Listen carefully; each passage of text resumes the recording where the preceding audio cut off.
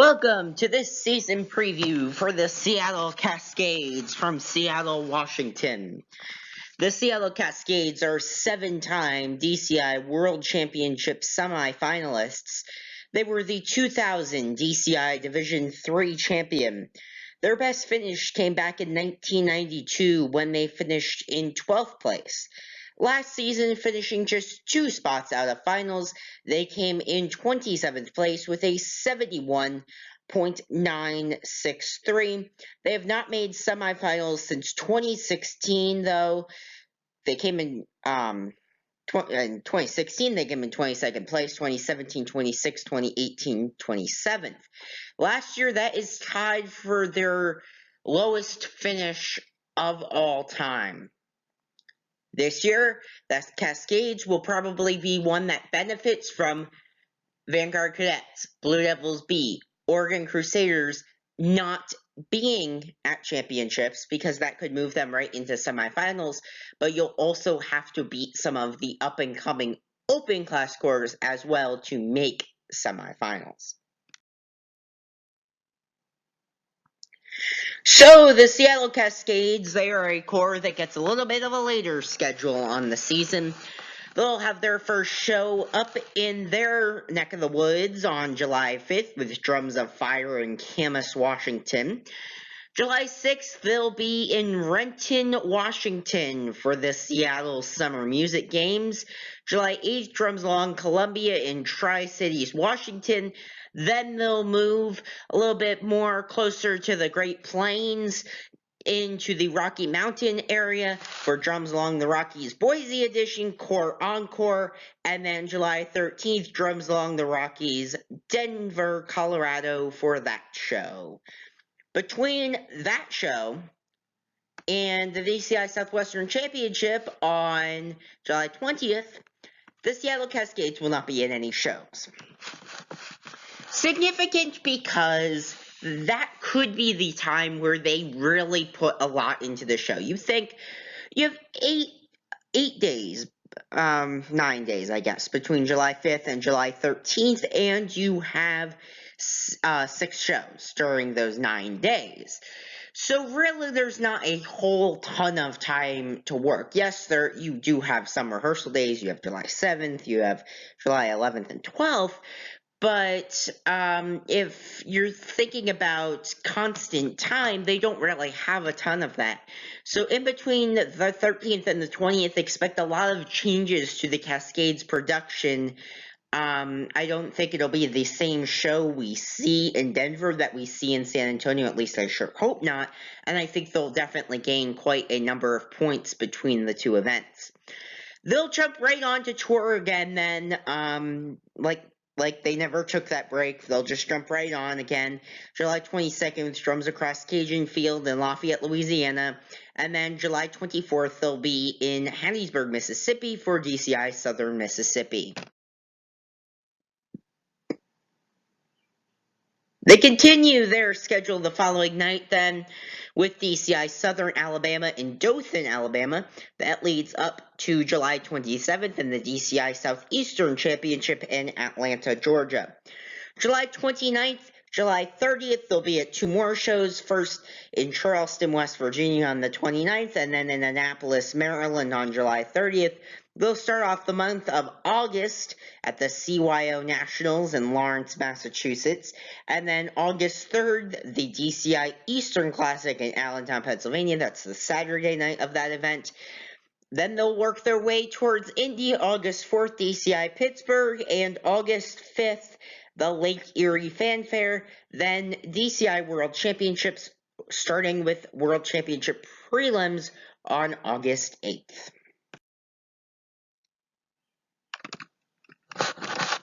So the 2019 drum majors for the Seattle Cascades, the student leaders for the corps, include 3 individuals. First, Joey Massey. He is the head drum major.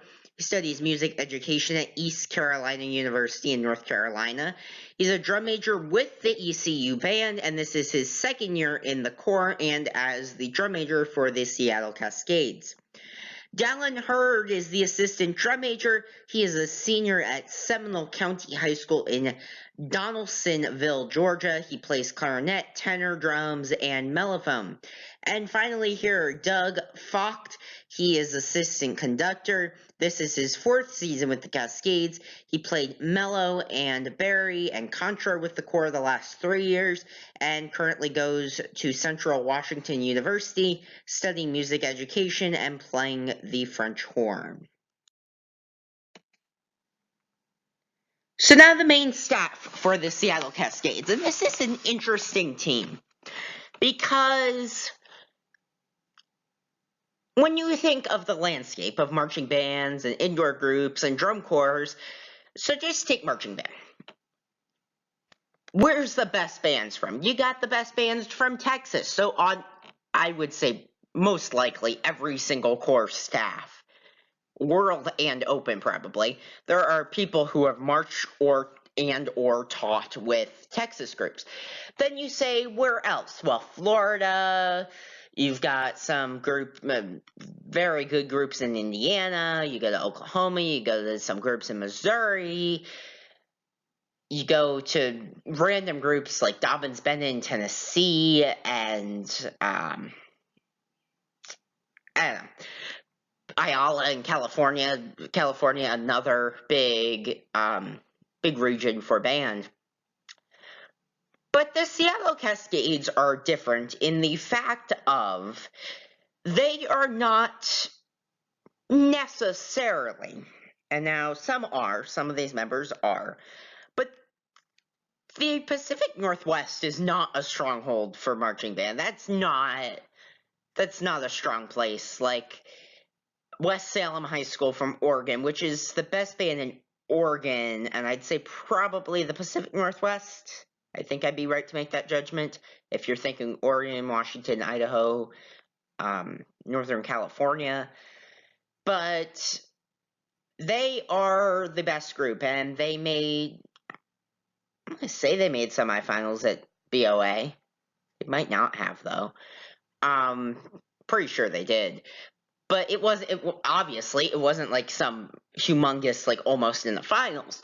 So the thing that I'm trying to get at here is that the Cascades are in a region all by themselves. And now with the Oregon Crusaders off the map, maybe they'll benefit a little bit from that.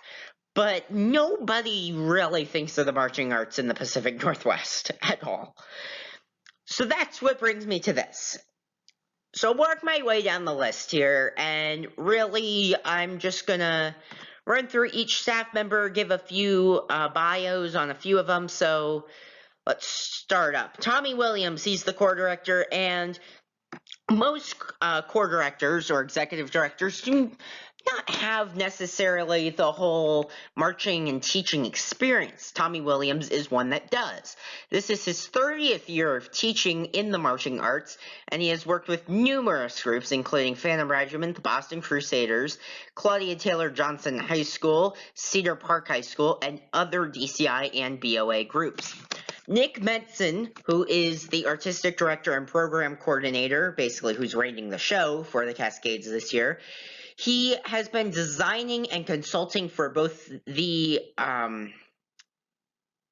fall and winter seasons for a number of award-winning Northwest marching programs for the past 17 years, and he is currently the program coordinator and visual designer for the Kamiok High School Show Band from Washington. Brandon Smith, he is the brass arranger for the Cascades. Clark Gardner is the ensemble consultant. Alex Brinkley holds the position of sound designer. He has been involved with sound design and consulting for marching ensembles from numerous states, including Texas, Illinois, Indiana, Mississippi, and Washington. He currently studies music, composition, and audio design and production at Columbia College in Chicago. Joey Riordan is brass caption supervisor. Micah Bruce is percussion arranger and caption supervisor. Ryan Valencia, he is the color guard caption supervisor. Kayla Shu, front ensemble coordinator. She is an alumni of the Oregon Crusaders in 2011 and 2013. She also marched Oregon Crusaders indoor from 2012 to 2015. holds a bachelor's degree in percussion performance from Pacific Lutheran University. Genevieve Gahagan is color guard caption lead or caption head. She is currently the color guard director and a freelance dance choreographer in the Portland area. She began her marching arts career at Kamiak High School and then has been a member of organizations in the area, including the Oregon Crusaders Indoor, and Oregon Crusaders Independent. Neil Atkinson is one of the visual co-caption head. He's been involved with DCI for 20 years as a performer and instructor. He marched at the Blue Devils and has spent time with Blue Devils B, Madison Scouts, Carolina Crown, and just finished spending 4 years as the visual caption head for the Blue Knights out of Denver. And finally on this list, Paul Terry, he is the other visual co-caption head. So the Seattle Cascades, their 2019 production is entitled Off the Grid. The musical repertoire, I like it.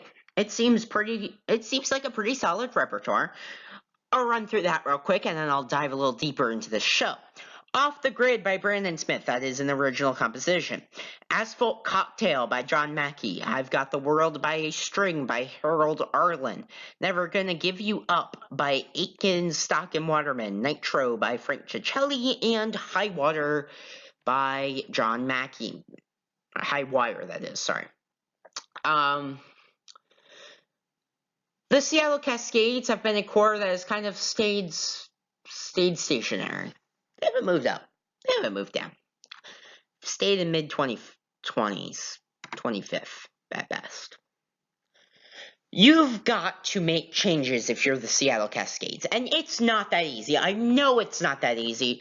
Touring from the Pacific Northwest, the funds aren't in aplenty. It's not like touring from the Pacific Northwest is not an easy task. I won't be here to say it is, because I don't think it is. I mean, going from Washington to Atlanta to Indy and back again to Seattle is not easy. For gas mileage and food, and you know the drill for DCI. I personally think that the Seattle Cascades did a pretty good show last year.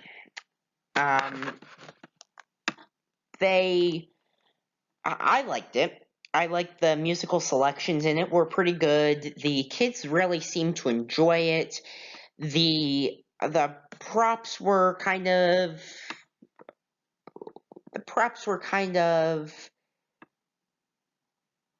I guess good, and they fit the show. But I think that going back here now and looking at the recap for this show, being 3 points out of finals and having the Guardians within 7/10 of you, it's not good. That's not, it's not where you want to be, honestly. The Seattle Cascades, in general effect, were 27th, and keep in mind they finished 27th. Let me just make sure I have the caption right. Yep, visual. They were 29th. That means 7th Regiment and the Guardians beat them. In color guard, one of the visual subcaptions, 35th. Going over to music, that's pretty much where I'd say their strong point is, but their percussion was 28th. You have to fix those things. You have to fix color guard design and color guard achievement if that's not where it should be. And you have to fix things like percussion. You have to bring in a new person. And to just kind of cap this off, I think the Seattle Cascades, big if, they can come out and do the same thing they did last year. Same, pretty much,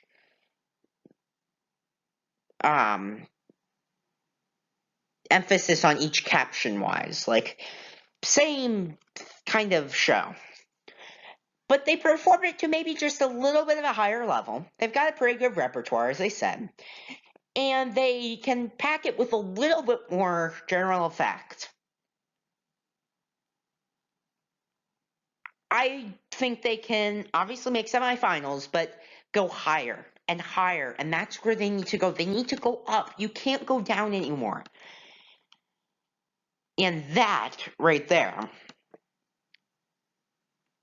going down, is the problem that I think we consistently face with numerous cores. There are a lot of cores on the downward spiral right now, and there's a lot of cores kind of just staying where they are, kind of. We've got to get more cores going up. How? It's up to the performers and staff and all that. So, thank you for watching this episode of Drum Corps Central, a podcast. Just a few notes. Visit my website, drumcorpscentral.weebly.com, for all the latest updates from the DCI and DCA Summer Tours, score schedules, leaderboards, and more can all be found at my own personal website about all things drum corps. Follow me on Twitter and Instagram at DrumCorpsGeek, and subscribe to my YouTube channel, Drum Corps Central. Thank you, and have a great day.